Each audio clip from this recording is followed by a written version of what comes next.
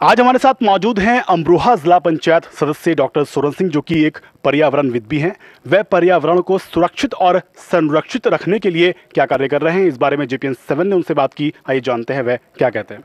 जी doctor Soren Singh ji, आप ward number 10 से जिला पंचायत सदस्य हैं, किसान नेता हैं और पर्यावरणविद भी हैं। पर्यावरण को सुरक्षित और संरक्षित रखने के लिए आप क्या कर रहे हैं? पर्यावरणविद तो मैं अभी नहीं हूँ, लेकिन इस कोरोना काल में हमने पर्यावरण का महत्व को जान लिया। एक एक ऑक्सीजन के सिलेंडर के लिए किस तरीके से लोग बिलख रहे थे, तड़प रहे थे। उस तड़प को देख के दिमाग में ये विचार चल रहा था बहुत दिन से कि हमें भी ऑक्सीजन के, जिनसे ऑक्सीजन मिले, ऐसे प्लांट्स लगाने चाहिए।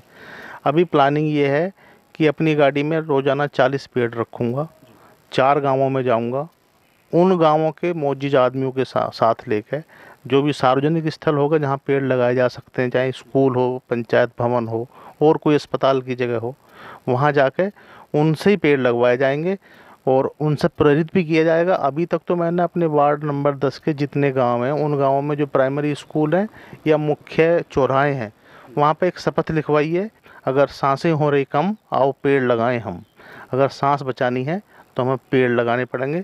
और पेड़ से गजरोला के क्षेत्र में तो बहुत ज़्यादा महत्व है पेड़ का, क्योंकि यहाँ फैक्ट्रियों का जो प्रदूषण है उससे हमारे जनमानस का जीवन शैली तो ख़राब हो ही रही है, उनके फेफड़े भी कमज़ोर हो गए। उन्हें अगर हम सही शुद्ध ऑक्सीजन देना चाहते हैं तो हमें पेड़ लगाने के लिए अपने स्तर से कुछ न कुछ सबको प्रयास करने पड़ेंगे। ये केवल सरकारों का काम नहीं है, हमें भी जागरूक होना पड़ेगा। अक्सर देखा जाता है कि लोग डेवलपमेंट के नाम पर, विकास के नाम पर पेड़ों का कटान करते हो, देहात में हो या शहर में हो। ऐसे लोगों से आप क्या अपील करना चाहेंगे? देखिए, एक पेड़ जब तक उसकी उम्र पूरी नहीं होती उसे काटना, आप ये मानिए कि कत्ल कर रहे हो। अगर आप विकास की बात करते हो दूसरी जगह कर लो भैया, लेकिन आपने एक पेड़ पला पलाया अगर काट दिया तो कितने हज़ार लीटर ऑक्सीजन आपके सोसाइटी को मिलनी ख़त्म कर दी, आपको आइडिया भी नहीं है। ये विकास नहीं हो रहे, आजकल ये विनाश हो रहा। जब कोरोना आया था तो दिल्ली खाली हो गई थी, मेरठ खाली हो गए थे। जो बाहर रहने वाले लोग थे सब ने शरण आकर अपने गाँवों में ली थी, क्योंकि यहाँ का वातावरण शुद्ध था। यहाँ कोरोना का इतना प्रकोप इसीलिए नहीं हो पाया कि यहाँ सही हवा में हम सांस ले रहे थे। अदरवाइज तो आपने सबने देखा कि हाँ कितनी मारामारी थी। पर्यावरण के संरक्षण के लिए या पेड़ पौधे लगाने की जो प्रेरणा है वो आपको कहाँ से मिली? देखिए, सच्चाई तो है कि दुखी तो सभी थे जब ऑक्सीजन की किल्लत से लोग मर रहे थे, लेकिन मांगेराम चौहान जो अपने SDM धनोरा हैं, उनके जो अखबार में हम लोग पढ़ते थे, उनकी जो वीडियोज देखते थे, उससे भी लगा कि जब एक अधिकारी होकर इस तरीके से पर्यावरण के संरक्षण के लिए काम कर सकते हैं तो हम तो क्षेत्र में रहने वाले लोग हैं, जनता के बीच जाने वाले लोग हैं, तो हम लोगों को भी ज़रूर करना चाहिए। एक हमारी, मैं प्रेरित हूँ उनसे, एक हैं हमारी साध्वी कल्पना जी, वो झांसी की हैं वैसे, लेकिन उनका बहुत काम है पेड़ों के लिए।